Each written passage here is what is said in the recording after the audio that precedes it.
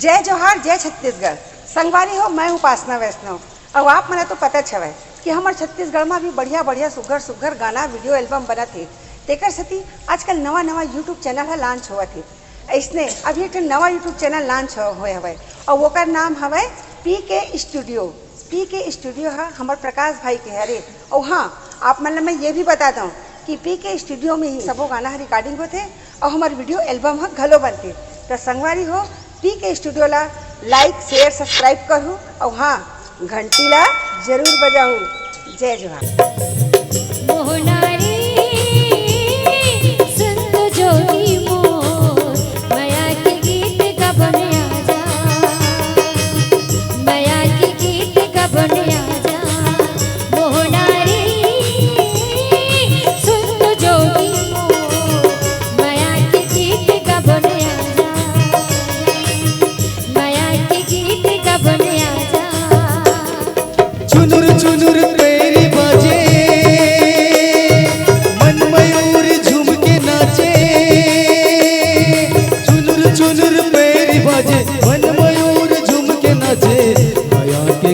गावन आजा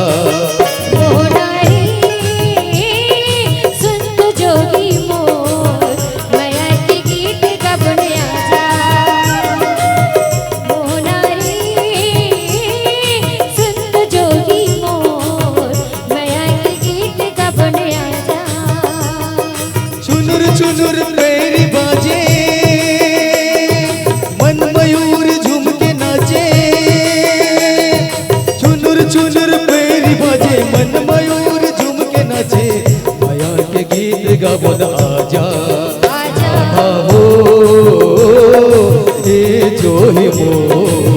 माया के गीत गावन आजा राधा हो ए जो ही मो। माया के गीत गावन आजा।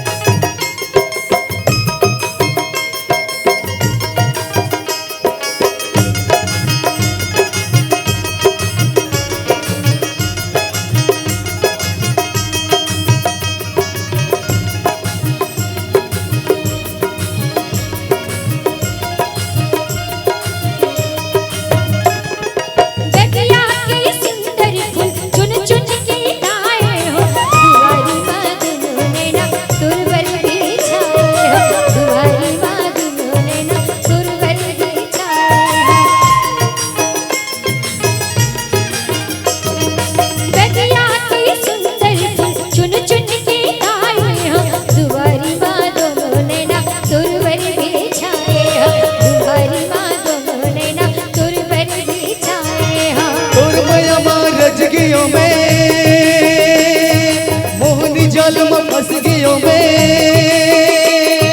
तोर माया रज गयो मैं। मोहनी जाल में फंस गयो मैं। माया के गीत गावन आजा राधा हो ए जो ही मोर। माया के गीत गावन आजा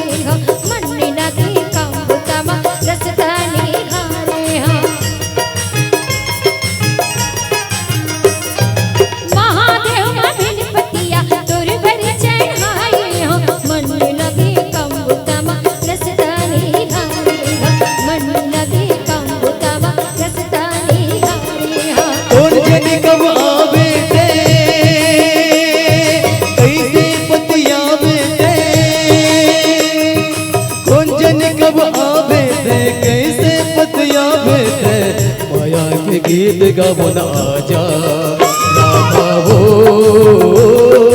ए जो है मोर माया के गीत गावो न आजा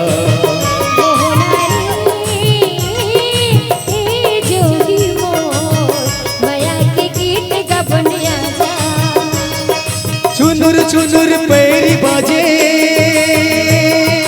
मन मयूर झूम के नाचे चुनुर चुनुर पैरी बाजे मन मयूर झूम के नाचे माया के गीत गावो न आजा वो ए जो है मोर माया के गीत गावो न आजा